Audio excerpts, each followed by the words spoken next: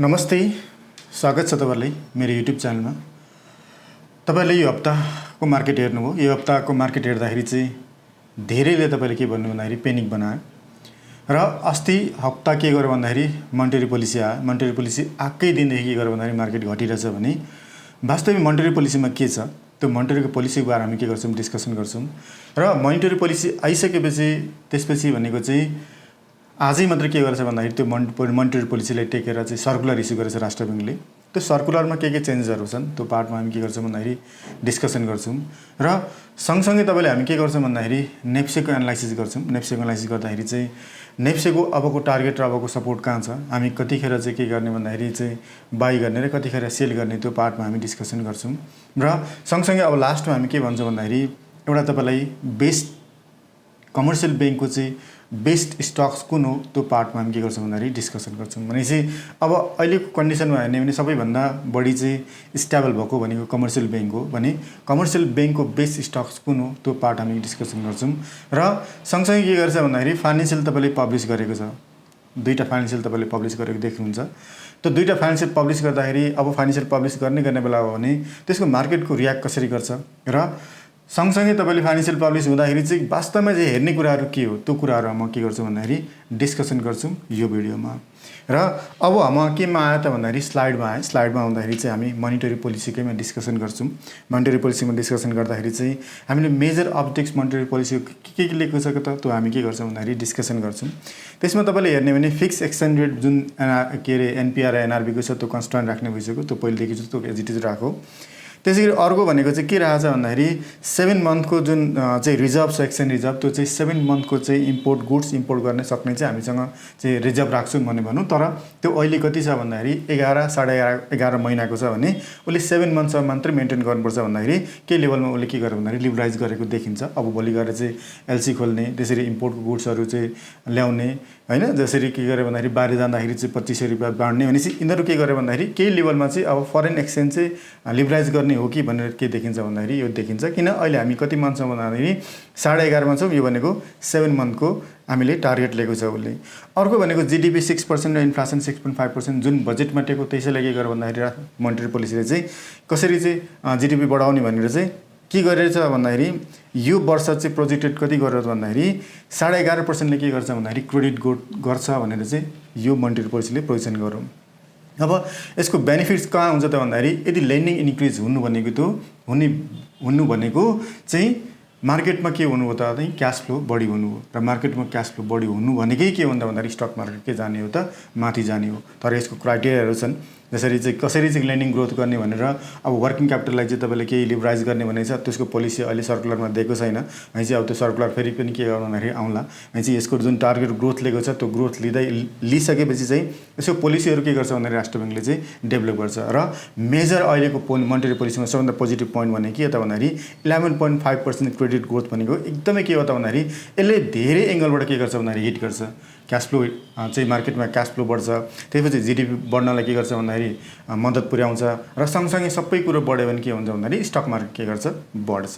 अब म सेकेन्ड फेजमा आउँदैछु। सेकेन्ड फेजमा आउँदाखेरि चाहिँ तपाईले मोनेटरी पोलिसीको चाहिँ जुन पोलिसी रेट हो त्यो कुनै पनि के गर्छ भन्दाखेरि धेरै सो चेन्ज गरेको छैन। यही पार्टमा हेर्ने भने हिजो अस्ति सीआरआर 4% थियो अहिले पनि कति छ 4% नै छ।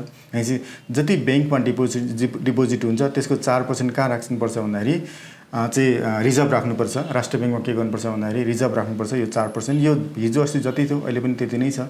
त्यसैगरी एसएलआर 12% यो कमर्शियल बैंकलाई 12% र विकास र फाइनान्सलाई कति छ 10%। हिजो अस्ति जति थियो अहिले पनि के छ त्यति नै छ। सीडी रेशियो 90% मेन्टेन गर्नुपर्ने छ। यो पनि हिजो अस्ति जे थियो अहिले पनि के छ त्यही नै छ एज इट इज नै छ। सीसीएआर कति छ भन्दाखेरि 8.5% हिजो अस्ति जे थियो अहिले पनि के छ 8.5% नै मेन्टेन गर्नुपर्ने छ। सीएआर 11% छ। यो पनि कति भन्दाखेरि 11% मात्रै 11% अहिले पनि कुनै चेन्जेस छैन। नेट लिक्विडिटी रेशियो भनेको 20% हो त्यो पनि के गरेछ भन्दाखेरि चेन्ज गरेको छैन। एनपीएल 5% भन्दा एबभ हुनु भएन त्यो पनि के गरेछ भन्दाखेरि चेन्ज गरेको छैन र स्प्रेड रेट 4% मा जुन मेन्टेन गर्नुपर्ने छ त्यो पनि के गरेछ भन्दाखेरि चेन्ज गरेको छैन। भनेपछि मोनेटरी पोलिसीको चाहिँ यो के हो त भन्दाखेरि पोलिसी रेटहरुको चेन्ज गरेको के त भन्दाखेरि यहाँ पोलिसी रेट हिजो अस्ति 7 थियो भने अहिले कति बनायो भन्दाखेरि 6.5% भयो। यसले के देखिन्छ भन्दाखेरि चाहिँ हिजो अस्ति यदि 4 बाट 3 बढाको राम्रो हुन्थ्यो तर नराम्रो पनि छैन। 12 बाट 13 बनाएको नराम्रो हुन्थ्यो तर नराम्रो पनि छैन। 90 बाट बढी पुराको भए नराम्रो हुन्थ्यो, नराम्रो छैन। 8.5 बढाएको भए नराम्रो हुन्थ्यो, त्यो पनि छैन। CR 11% भनेपछि मोनेटरी पोलिसीको जुन पोलिसी रेटहरू छन्, यो जुन रेटहरू छन् त्यसमा कुनै पनि टच गरेको छैन। भनेपछि हामीले के गर्न सक्छौँ भन्दाखेरि मोनेटरी पोलिसीलाई कहीँ टच गरेन, यो पोलिसी रेटहरू कहीँ टच गरेन, बाँकी रहेको टच गरेको चाहिँ केही पार्टहरू छन्, जुन पार्ट हामी के गर्छौँ भन्दाखेरि डिस्कन्टिन्यू। भनेपछि नराम्रो छैन, नराम्रो कुनै पनि छैन, राम्रो पनि कुनै पनि छैन, ब्यालेन्स के भइन्छ भन्दाखेरि मोनेटरी पोलिसी निकालेको हामीले चाहिँ यो वर्षको देखिन्छ। अब त्यसै गरी हेर्ने भने चेन्जेस के भयो त भन्यो भने यो SLF मा जुन सिलिङ रेट थियो त्यसलाई कति बनायो भन्दाखेरि 7.5 बाट 7.5 नै छ, त्यसले चेन्जेस गरेन। पोलिसी रेटमा जुन रिपो जुन थियो, रिपोलाई के गर्यो भन्दाखेरि 7 बाट कति बनायो, 6.5 बनायो। अब फ्लोर रेट जुन डिपोजिट कलेक्सन रिभर्स रेट थियो जुन त्यो के गर्यो भन्दाखेरि 5.5 बाट कति बनायो भन्दाखेरि 4.5 बनायो, जुन 1% घटाएको छ। यहाँ माथि SLF मा के गरेछ भन्दा उसले चेन्जेस केही पनि गरेको छैन। यसले पनि के गर्यो भन्दाखेरि मार्केटमा एज अ पोजिटिभ नै इम्प्याक्ट पर्छ, नेगेटिभ इम्प्याक्ट पर्दैन। त्यसले गर्दाखेरि अब भनेको चाहिँ पहिलो जस्तै कि हेर्ने भने यो 1 करोड 1.50 बाट के पुरा 2 पुरा तपाईँले थाहा छ, त्यो सर्कुलर पनि आउँछौँ। अर्को भनेको चाहिँ यो क्यापिटल एडिक्वेसी रेसियो जुन चाहिँ विकास ब्याङ्कमा जुन लाग्यो, त्यो विकास ब्याङ्कको एडिक्वेसी रेसियो लाग्दाखेरि चाहिँ कहाँ इम्प्याक्ट जान्छ त्यो पनि हामी आउँछौँ। जस्तै कि तपाईँले हेर्ने भने जस्तै कि हिजो अस्ति पनि तपाईँले हेर्नुहुन्थ्यो, जस्तै राष्ट्रिय ब्याङ्कमा तपाईँले जानु भने यहाँ गएर के फाइनेन्सियल हाइलाइट छ। अब जब ब्याङ्करले पनि के गर्थ्यो भन्दाखेरि चाहिँ ब्याङ्करले के गर्यो, CCAR चाहिँ कति मेन्टेन गर्नुपर्थ्यो भन्दाखेरि 8.5 मेन्टेन गर्नुपर्थ्यो। भनेपछि अब विकास ब्याङ्क, राष्ट्रिय स्तरको विकास ब्याङ्कले पनि के गर्नुपर्छ भन्दाखेरि यहाँ CCAR र CAR के गर्नु पऱ्यो, मेन्टेन गर्नु पऱ्यो। भनेपछि यहीँ हेर्दाखेरि सबैले के गर्छ भन्दाखेरि CCAR तपाईँले पोजिटिभ पुऱ्याइसकेको छ। एउटा मात्रै कुन ब्याङ्कको त भन्दाखेरि ज्योति विकास ब्याङ्कको, त्यो पनि यो वर्ष हो। भनेपछि ज्योति विकास ब्याङ्कले के गर्नु पऱ्यो भन्दाखेरि इभन फोर्सली के गर्नु पऱ्यो, उसले बोनस के गर्नु पऱ्यो, दिनै पर्ने बाध्यता भयो अहिले चाहिँ। अरूले बोनस नदिए पनि ज्योति विकास ब्याङ्कले के गर्नु पऱ्यो भन्दाखेरि जसरी पनि यसले के गर्नुपर्छ, अबको वर्षको लागि भए पनि यसले के गर्नु पऱ्यो, CCAR के गर्नु पऱ्यो, मेन्टेन गर्नै पऱ्यो। भनेपछि तपाईँले जुन न्युजमा सुन्नुहुन्छ अब विकास ब्याङ्कलाई धेरै अप्ठ्यारो पर्छ, धेरै चाहिँ प्रब्लम हुन्छ भनेर, त्यो पनि के देखिँदैन भन्दाखेरि यो हिजो अस्ति मेन्टेन गरेको छ भने आज पनि भोलि पनि के गर्छ भन्दाखेरि मेन्टेन गर्न सक्ने क्यापेसिटी भइसकेकै छ। भनेपछि यो पोलिसीले के गर्दैन भन्दाखेरि कुनै चेन्जेसहरू कुनै के गर्दैन भन्दाखेरि चेन्जेस ल्याएको छैन। र बाँडिहाल्यो भने ज्योति विकास ब्याङ्कले के गर्न सक्छ भन्दाखेरि चाहिँ बोनस दिन सक्छ, जसरी पनि यसले के गर्छ 8.5 भन्दा माथि चाहिँ के गर्छ, पुर्याउनु पर्ने हुन्छ। भनेपछि यसले पनि के गरेन भन्दाखेरि तपाईँले कुनै के गरेन, इम्प्याक्ट पारेन। त्यसै गरी अर्को भनेको चाहिँ सेयर कर्जा जुन भन्दैछ, जुन चाहिँ रिस्क वेटेज जुन छ, जुन 50 लाखको बनायो, त्यो मैले सर्कुलरमा आउँदैछु, त्यो छँदैछ। त्यसै गरी अर्को प्रमोट गरेको भनेको प्राइभेट इक्विटी र भेन्चर क्यापिटलको फन्डलाई चाहिँ के गर्नु भन्दाखेरि एकदमै प्रमोट गरौँ, त्यो पनि राम्रो कुरो हो। किन भन्दाखेरि प्राइभेट इक्विटी र भेन्चर क्यापिटल भनेको चाहिँ हामी स्टक रिलेटेड नै हुन्छ। त्यसले गर्दाखेरि यिनीहरू चाहिँ इन्क्रिज हुने भनेको चाहिँ हाम्रो लागि पनि के हो त, स्टक मार्केटलाई पनि के हो त, पोजिटिभ हो। र त्यसै गरी हेर्ने भने अर्को भनेको चाहिँ वर्किङ क्यापिटलको जुन लोन छ, जुन क्रेडिटको मैले भने जुन क्रेडिट ग्रोथ लिएको छ 11.5 को, त्यो क्रेडिट ग्रोथ चाहिँ कसरी लिने, त्यसको अर्को पनि के आउनुपर्छ भन्दाखेरि सर्कुलर आउनुपर्ने हुन्छ। त्यसले गर्दाखेरि चाहिँ यो पनि नेगेटिभ होइन, यो पनि के हो त, पोजिटिभ के हो त, पार्ट नै हो।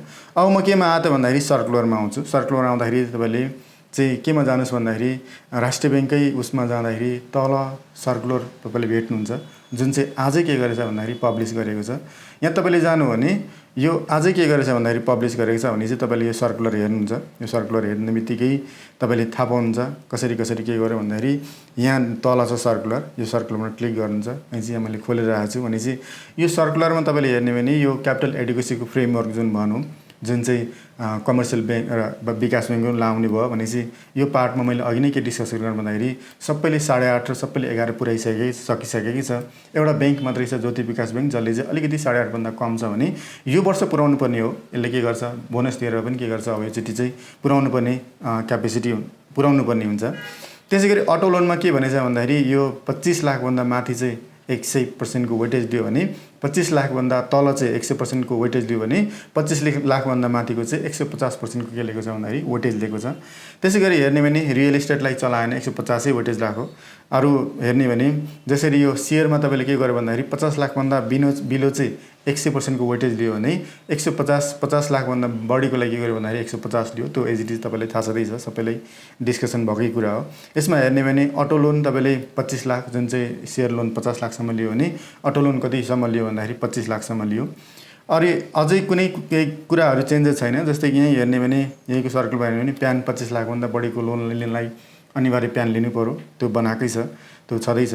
त्यसै गरी हेर्ने भने 2 करोडको जुन लोनको जुन छ त्यो लोन लिएकै छ र एलटिभी कति लियो भन्दाखेरि यदि त्यो पहिलोचोटि तपाईँले होम लोन लिँदै हुन्छ भने म्याक्सिमम लिमिट तपाईँले 2 करोड भयो र तपाईँको एलटिभी लोन टु भ्यालु रेसियो कति लियो भन्दाखेरि 70% को के गर्यो भन्दाखेरि चाहिँ कार्यान्वयन गरायो भने चाहिँ यो पनि के हो त एज अ होम लोनको लागि के भयो त एकदमै पोजिटिभ हो भने चाहिँ लेन्डिङ इन्क्रिज गर्यो र अरू पार्टबाट हेर्ने भने लगभग के देखिन्छ भन्दाखेरि त्यति धेरै के छैन भन्दाखेरि चेन्जेसहरू देखिँदैन भने चाहिँ एजिटी चाहिँ के गरेछ भन्दाखेरि राखेको छ भने चाहिँ यो मोनिटरी पोलिसीको ओभरअल तपाईँ एनालाइसिस गर्दाखेरि चाहिँ नेगेटिभ केही पनि छैन र पोजिटिभ बरु के छ भन्दाखेरि 2-4 कुराहरू छन् भने चाहिँ मार्केटलाई मोनिटरी पोलिसीले कुनै पनि इम्प्याक्ट गरेको छैन।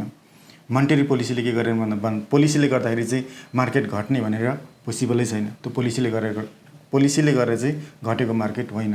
केही रिजनहरू छन्, त्यो रिजनहरूमा तपाईँले के गर्छु भन्दाखेरि अहिले फेजमा म तपाईँलाई डिस्कसन गर्नेछु। अब त्यसै गरी हेर्ने भने अबको पालो भनेको चाहिँ जस्तै कि तपाईँले मैले अघि के भने त भन्दाखेरि जस्तै अबको पालो भनेको चाहिँ धेरै फाइनेन्सियल पब्लिस गरिसकेको छ। धेरै फाइनेन्सियल पब्लिस गरिसकेको छ भन्दाखेरि तपाईँले चाहिँ फाइनेन्सियल हेर्दाखेरि चाहिँ के हेर्नुपर्ने भनेर तपाईँले हेर्नुपर्ने हुन्छ। जस्तै कि फाइनेन्सियलमा तपाईँले जानु भने मैले नेप्से अल्फामै तपाईँले जानुहोस् र यहाँ तपाईँले मिडियामा गएर फाइनेन्सियल रिपोर्ट छ। यो रिपोर्ट तपाईँले हेर्दाखेरि चाहिँ अरू केही नहेर्नुहोस्, यहाँ रिपोर्ट तपाईँले क्लिक गर्नु भने भ्यू रिपोर्टमा क्लिक गर्नु भने तपाईँले हेर्नुपर्ने कुरा के त भन्दाखेरि अरूको पार्टहरू केही पनि नहेर्नुहोस्। यहाँ हेर्ने भनेको चाहिँ डिस्ट्रिब्युटेड प्रफिट भनेको के हो त एकदमै इम्पोर्टेन्ट हो। अनि चाहिँ तपाईँले जबसम्म तपाईँले अरू अर्निङ इपिएस जतिसुकै आओस् जतिसुकै के गरोस् भन्दाखेरि नेट प्रफिट गरोस् तर डिस्ट्रिब्युटेड प्रफिट राम्रो छैन भने तपाईँले के गर्नु पर्यो भन्दाखेरि त्यो स्टक्स तपाईँले हेर्नु भएन।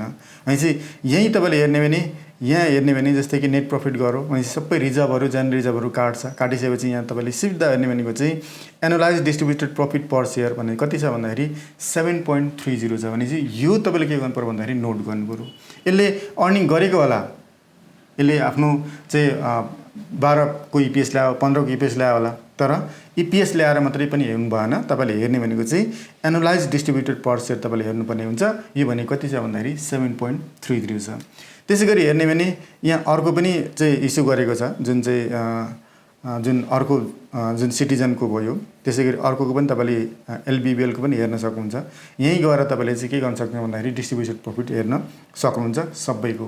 यो हेरिसकेपछि मैले के गरेछ भन्दाखेरि के लेभलमा यहाँ डिस्ट्रिब्युटेड प्रफिटको चाहिँ मैले राखिदिएको छ तपाईँलाई कसरी चाहिँ हेर्ने भनेर। जस्तै कि सिटिजन ब्याङ्कको इपिएस कति पब्लिस गर्यो भने 15.59 के गरेछ भन्दाखेरि इपिएस पब्लिस गरेको छ 15.59। त्यसै गरी एलबिबिएल कति पब्लिस गर्यो भन्दाखेरि 18.11 यसको इपिएस पब्लिस गरेछ यो वर्ष यो फाइनल इयरको। तर हामीले इपिएस हेर्ने होइन, हामीले के हेर्ने भन्ने भन्दाखेरि अघि मैले जुन भने डिस्ट्रिब्युटेड प्रफिट पर सेयर त्यो चाहिँ के हुन्छ भन्दाखेरि इम्पोर्टेन्ट हुन्छ। यसले 15 इपिएस गरे पनि म कति बाँड्छु भन्यो भन्दाखेरि 7.30% बाँड्छु भनौँ। यसले एलबिबिएलले 18 इपिएस आए पनि यसले कति बाँड्छु भन्दाखेरि 11.61 बाँड्छु भनौँ भने चाहिँ तपाईँले अब यसको एलटिपी हेर्नुहुन्छ। जहिले पनि प्रत्येक फाइनेन्सियलको रिपोर्ट आउने बित्तिकै तपाईँको यसको एलटिपी के गर्नुहुन्छ भन्दाखेरि चेक गर्नुहुन्छ।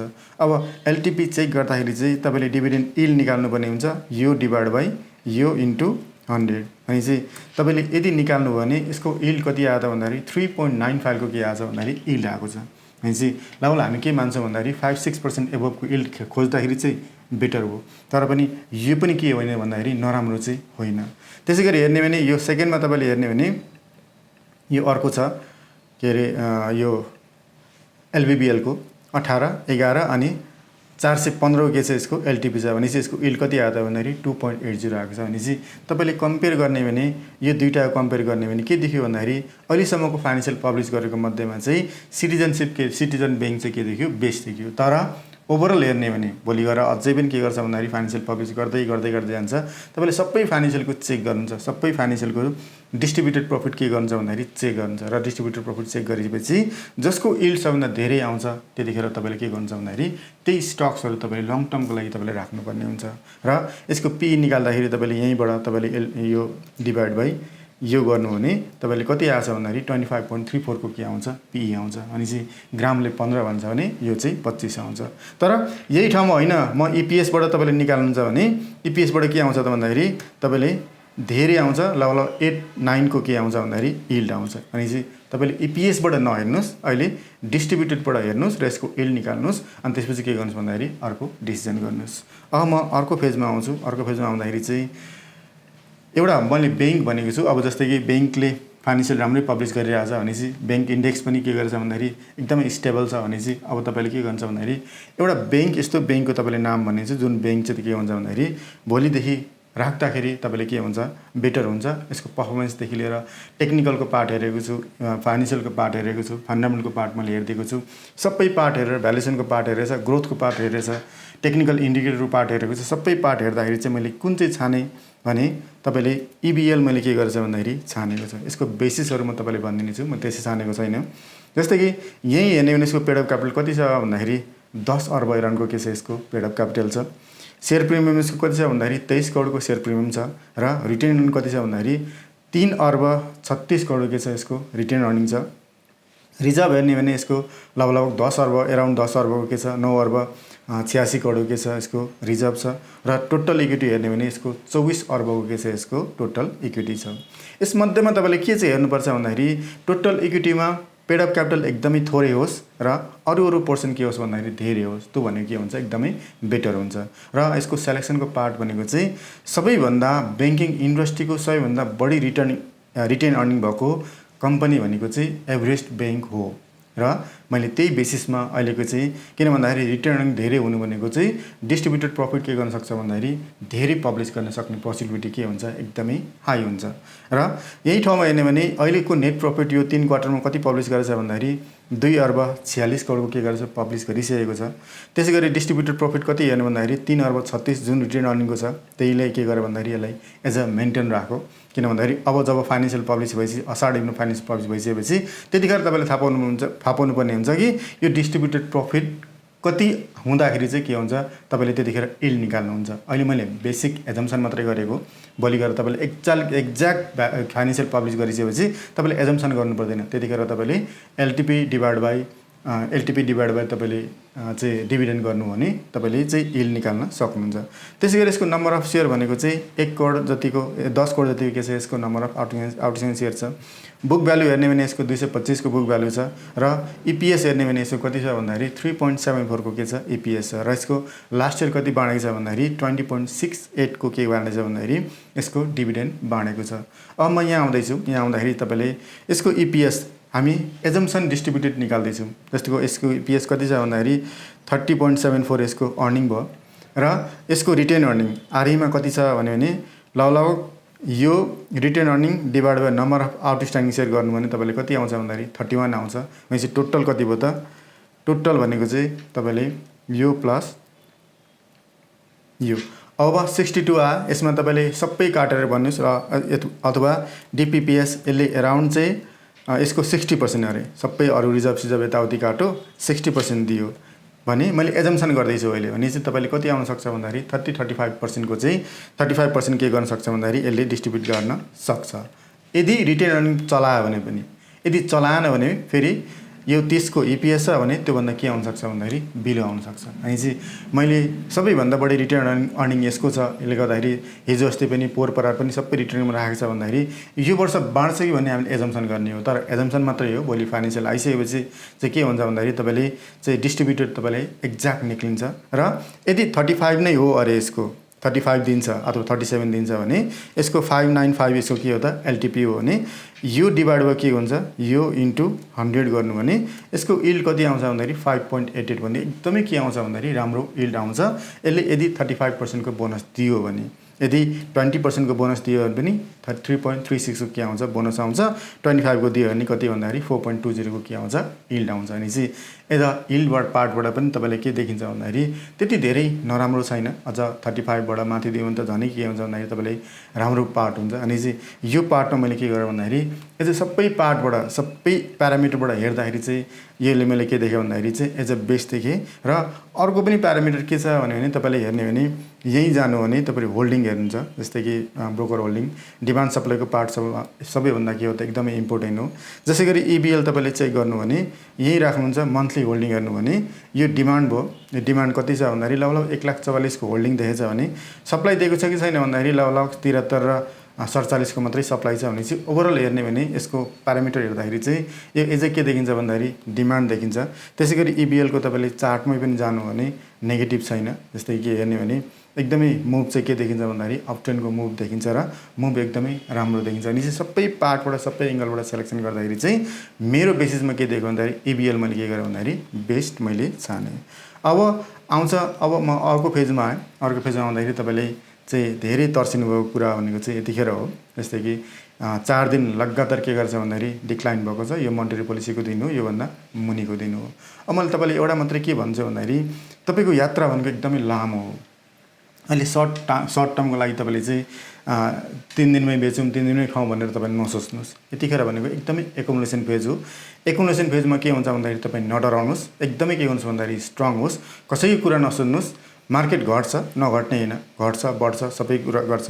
त्यसले गर्दाखेरि तपाईँले चाहिँ एकदमै के गर्नुहोस् भन्दाखेरि डिसिप्लिनबाट ट्रेड गर्नुहोस्। र अर्को कुरा तपाईँले के भन्छ भन्दाखेरि जति छिटो तपाईँले पैसा चाहियो भने चाहिँ छिट्टो चाहिने भनेको भिखारीलाई हो। जहिले पनि एकदमै छिट्टो चाहिने भनेको भिखारीलाई हो। त्यसले गर्दाखेरि चाहिँ यदि तपाईँ सर्ट टर्म ट्रेड गर्दै हुन्छ भने तपाईँले कहिले पनि के गर्नु भन्दाखेरि चाहिँ धेरै अर्निङ गर्न सक्नुहुन्न। त्यसले गर्दाखेरि चाहिँ गर्ने नगर्ने होइन, तर यतिखेर भर्खरै बुल कन्फर्म गरेको बेला, यतिखेर भर्खरै के चाहिँ भन्दाखेरि एउटा मार्केट अपट्रेन्ड भएको बेला तपाईँले भनेको लङ टर्मको लागि सोच्ने हो। एकदमै होल्ड गर्नुहोस्, टाइट होल्ड गर्नुहोस्, आफ्नो स्टक्सहरू नखुस्कन दिनुहोस्, झर्छ झर्न दिनुहोस्, नेगेटिभ हुन्छ नेगेटिभ हुन दिनुहोस्, कुनै प्रब्लम नगर्नुहोस्। किन भन्दाखेरि चाहिँ मार्केट लेभलमा के गरेछ भन्दाखेरि अप ट्रेन्ड कन्फर्म समातिसकेको छ। फाइनेन्सियल पनि एकदमै राम्रो आइरहेछ भन्दाखेरि तपाईँले डराउने कुनै पनि के छैन भन्दाखेरि आधार छैन।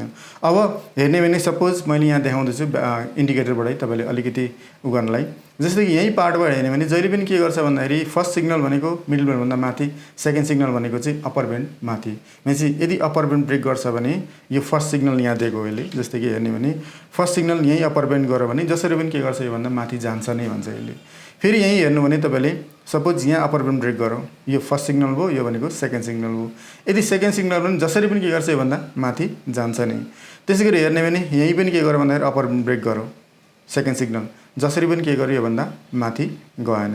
यहाँ पनि के गर्यो भन्दाखेरि अप्पर ब्यान्ड ब्रेक गरौँ, जसरी पनि के गर्यो योभन्दा माथि गएन। भनेपछि यदि फर्स्ट सिग्नल तपाईँले बाई दिन्छ भने तपाईँले जसरी पनि के गर्छ योभन्दा माथि जान्छ नै भन्छ यसले। भनेपछि तपाईँले यही पार्टबाट हेर्ने भने हामी कति छ भन्दाखेरि चाहिँ यहाँ माथि गएर चाहिँ भनेपछि एजम्सन तपाईँले हेर्ने भने यहाँ फर्स्ट बाई दिएको हो भने यहाँ पनि के दिएको भन्दाखेरि सेकेन्ड बाई दिएको छ भने जसरी पनि के गर्छ भन्दाखेरि योभन्दा माथि जान्छ भनेर तपाईँले एजम्सन गर्नु पऱ्यो। र सेम अपोजिट हुन्छ यहाँ तपाईँको ह्याबिट कस्तो हुन्छ भन्दाखेरि तल तपाईँले हेर्नुहुन्छ यहाँ पनि के गर्छ भन्दाखेरि लोवर ब्यान्ड, यदि तपाईँले लोवर ब्यान्ड ब्रेक गरौँ भने एकछिन मुभ हुन्छ, जसरी अहिले घटिरहेछ त्यसरी बढ्छ, फेरि के हुन्छ योभन्दा मुनि नै आउँछ। फेरि यहाँ तल हेर्ने भने फेरि लोवर ब्यान्ड ब्रेक गरौँ, फेरि एकचोटि माथि जान्छ, फेरि के आउँछ तलै आउँछ। फेरि लोवर ब्यान्ड ब्रेक गरौँ, फेरि एकचोटि माथि गयो, फेरि के आउँछ तलै आउँछ। भनेपछि यहाँ उफ्रिएर बाई गर्ने र अहिले उफ्रिएर सेल गर्ने एउटै हो। यहाँ पनि तपाईँले उफ्रिएर बाई गर्नुहुन्छ, जो यहाँ उफ्रिएर बाई गर्छन् त्यही नै के हुन्छ भन्दाखेरि यहाँ हौसिन्छन्, यहाँ के हुन्छ डराएर तपाईँले के गर्नुहुन्छ बेच्नुहुन्छ। भनेपछि यदि यो भनेको मिडल ब्यान्ड हो। अब मिडल ब्यान्ड अब नडराउनु पनि होइन, तपाईँले के गर्नुहोस् भन्दाखेरि यदि तपाईँले भोलि गएर यसको स्ट्रङ सपोर्ट, किन भन्दाखेरि क्यारेक्टर चेन्ज भएको छ जहिले पनि। यदि चाहिँ नेप्सेको क्यारेक्टर चेन्ज भयो भने तपाईँको क्यारेक्टर पनि के गर्नुपर्छ भन्दाखेरि चेन्ज गर्नुपर्ने हुन्छ। हामीले पोजिटिभ नेगेटिभ दुइटै सोच्नुपर्ने हुन्छ।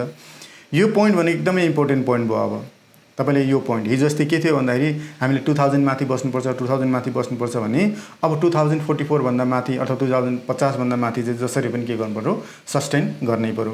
यदि योभन्दा मुनि आइदियो भने चाहिँ यहीँ हेर्ने भने क्लाउडभन्दा के आउँछ त भन्दाखेरि बिचको भाग छ यो। त्यसले गर्दाखेरि चाहिँ अब यहाँ तपाईँले आश गर्नै भएन। यहाँ गर्नु भनेको त हामी फेरि केमा जान्छ भन्दाखेरि डाउन ट्रेन्डमै जान्छौँ। त्यसले गर्दाखेरि चाहिँ अबको म्याक्सिमम तपाईँले होल्ड गर्ने अथवा म्याक्सिमम तपाईँले यो गर्ने भनेको चाहिँ नआत्तिने भने कहाँ त भन्दाखेरि यो पोइन्टमा तपाईँले चाहिँ आत्तिनु भएन, यो पोइन्टसम्म आत्तिनु भएन। हो योभन्दा मुनि जान्छ भने तपाईँले के सोच्नु भन्दाखेरि मार्केट एकदमै नेगेटिभ छ, मार्केट बुल नै होइन। फेरि के आउँछ भन्दाखेरि हामी अहिले पनि साइडवेज अथवा बेयरमै छ भनेर हामीले सोच्नुपर्ने हुन्छ। तर मार्केट यहाँको छ कन्डिसन, भनेपछि बोलिङ्गर मिडल बेल्टबाट के गर्छ भन्दाखेरि फर्केर माथि जान सक्छ। यहाँसम्म तपाईँ नआत्तिनुहोस्, केही पनि के गर्नुहोस् भन्दाखेरि नआत्तिनुहोस्, एकदमै स्ट्रङ भएर के गर्नुहोस् भन्दाखेरि ट्रेड गर्नुहोस्। भनेपछि यो पोइन्टमा तपाईँले के गर्नुहोस् भन्दाखेरि हेर्नुहोस् र मैले भनेको पार्टहरू तपाईँले नोट गर्नुहोस्। मार्केट एकदमै के त भन्दाखेरि तपाईँले चाहिँ नोट गर्नु भने ब्रोकर एनालाइसिस तपाईँले गर्नु भने ठुलो ब्रोकरले के गरेछ भन्दाखेरि बाई नै गरेको छ, सेल गरेको छैन। तपाईँले हेर्ने भने अस्तिको मार्केट पनि म तपाईँलाई देखाइदिन्छु। यही हेर्दाखेरि चाहिँ स्मल इन्भेस्टरले चाहिँ सानो सानोले चाहिँ के गरेछ भन्दाखेरि सेल गरेछ। यही ठुलो ब्रोकर हेर्ने भने 58ले 2.15 टाइम्सले के गरेछ भन्दाखेरि बाई गरेछ। तपाईँले बेचिराख्नुपर्छ। ठुलाले के गरेछ भन्दाखेरि चाहिँ किनिरहेछ। अनि चाहिँ यस्तो बेलामा तपाईँले चाहिँ धेरै के गर्छ भन्दाखेरि तपाईँको स्टक्सहरू खोज्ने, यस्तो बेलामा तपाईँले डराउने गर्ने, त्यसले गर्दाखेरि तपाईँले एकदमै टाइट होल्ड्स एटलिस्ट तपाईँले कतिसम्म भन्दाखेरि 10सम्म तपाईँले चाहिँ दायाँमा केही पनि नसोच्नुहोस्। जसरी भए पनि 10सम्म होल्ड गर्छौँ, त्यसपछि के गर्छ भन्दाखेरि डिसिसन लिन्छौँ। अथवा चाहिँ अहिलेको पोइन्ट मैले जुन भने 2044 भन्दा मुनि आउँछ भने म के गर्छु सेल गर्छु भने चाहिँ दुईवटा तपाईँले सोच्नुपर्ने हुन्छ।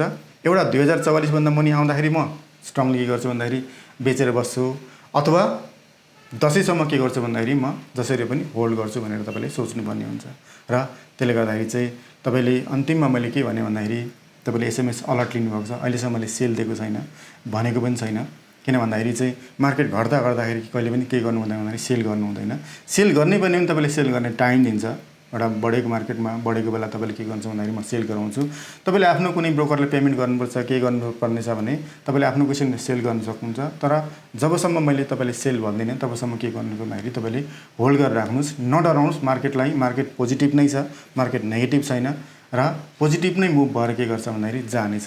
हस् त आजलाई यति नै। नमस्ते।